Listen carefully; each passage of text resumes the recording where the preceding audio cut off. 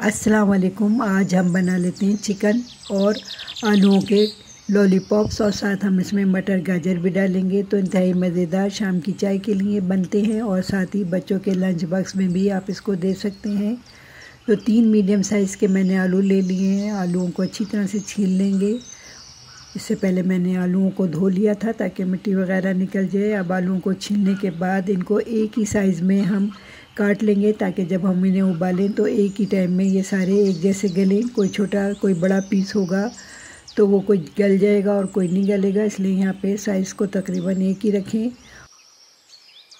کاٹنے کے بعد اس کو میں نے ایک دفعہ دھو لیا ہے۔ ساتھ لے لیں گے 1 کپ مٹر اور 1 کپ گاجر کو میں نے باریک کاٹا ہوا ہے۔ اب ان سب چیزوں کو ابلتے ہوئے پانی میں ڈالیں گے۔ آلو ڈال دیے میں نے، مٹر ڈال دیتے ہیں اور ساتھ ہی گاجر ڈال دیتے ہیں۔ اب ان سب چیزوں کو اچھی طرح سے مکس کریں گے، اور یہاں پہ ہم ان سب چیزوں کو فل ابال لیں گے اور ان کو خوب اچھی طرح سے گلا لینا ہے۔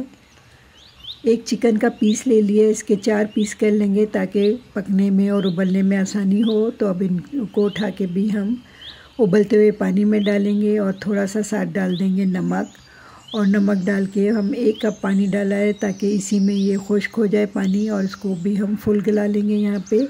اور یہاں پہ دیکھیں سبزیاں بھی گل چکی ہیں۔ چولہے کو آف کریں گے اور ساری سبزیوں کو ایک چھلنی میں چھان لیں گے، اور تھوڑا سا ٹیپ واٹر اس کے اوپر گزار دیں گے تاکہ یہ جلدی سے یہ سبزیاں ٹھنڈی ہو جائیں اور مزید کوک ہونے کا عمل ان کا رک سکے، تو اس لیے ہم اس کے اوپر ٹیپ واٹر گزار دیتے ہیں تھوڑا سا، تاکہ جلدی سے ٹھنڈا ہو جائے۔ اب اس کو رکھ دیتے ہیں، خوب اچھی طرح سے اس کا پانی نکل جائے اور یہ اس کی بھاپ نکل جائے، اور اس کے بعد ہم اس کو میش کریں گے۔ دیکھیں ادھر چکن بھی ابل چکا ہے اور چکن ٹھنڈا ہو چکا ہے۔ اب ٹھنڈا ہونے کے بعد اس کے میں ریشے کر لوں گی، اور اس طرح سے یہ سارے چکن کے میں نے ریشے کر لیے ہیں۔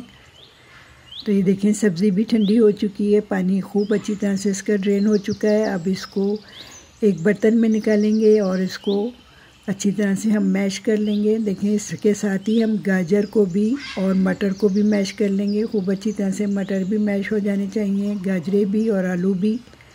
تو آپ چاہیں تو میشر کی مدد سے بھی اس کو اچھی طرح سے میش کر سکتے ہیں۔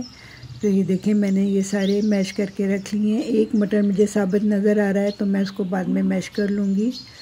تو اس میں چکن ڈال دیتے ہیں، اور ساتھ ہی اس میں ڈالیں گے 1/4 کپ کے برابر میدے کو اچھی طرح سے چھان لیا ہے میں نے۔ 1/4 کپ برابر ہوتا ہے 3 ٹیبل اسپون کے۔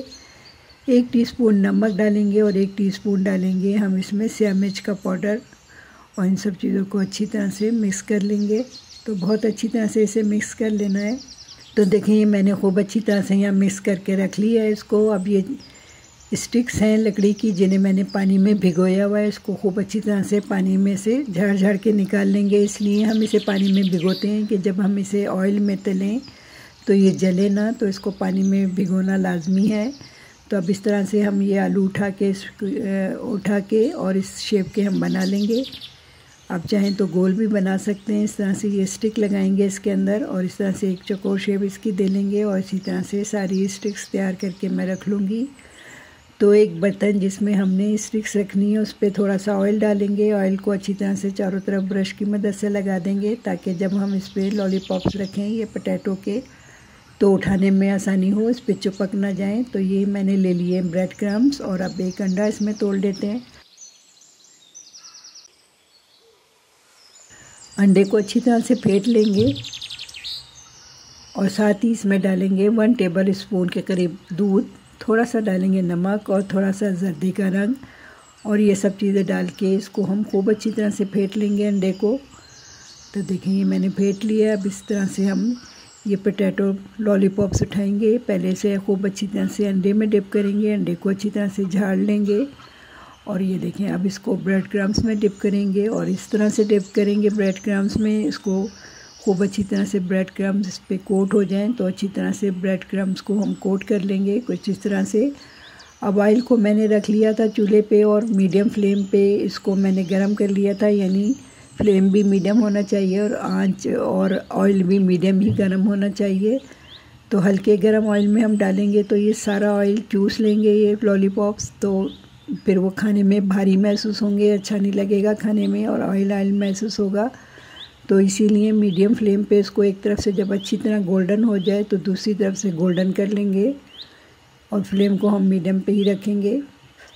تو یہ دیکھیں دوسری طرف سے بھی خوب اچھی طرح گولڈن ہو چکا ہے، تو بس اب اس کو نکال لیں گے، آئل کو خوب اچھی طرح سے ہم نکلنے دیں گے۔ اس کے بعد اسے نکال کے ہم پلیٹ میں رکھتے جائیں گے، اور اسی طرح سے میں نے سارے فرائی کر لیے ہیں یہ۔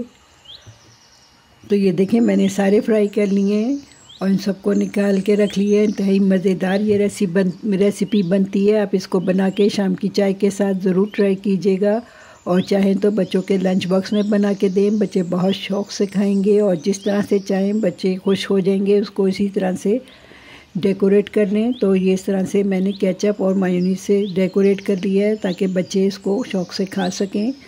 آپ چاہیں تو اسے سبزی کے پلاؤ کے ساتھ بھی کھا سکتے ہیں، تو میں نے اسے سبزی کے پلاؤ کے ساتھ ہی سرو کیا تھا، اور شام کی چائے کے لیے بھی انتہائی شاندار یہ لالی پاپس بنتے ہیں۔ تو تیار ہے میری آج کی پوٹیٹو چکن کی لالی پاپس کی ریسیپی۔ میری یہ ریسیپی آپ کو پسند آئی ہو تو پلیز میرے یوٹیوب چینل کو لائک کیجئے، سبسکرائب کیجئے، اور میرے فیس بک چینل کو بھی فالو کیجئے، شیئر کیجئے، اس دعا کے ساتھ کہ اللہ ہم سب کا حامی و ناصر ہو۔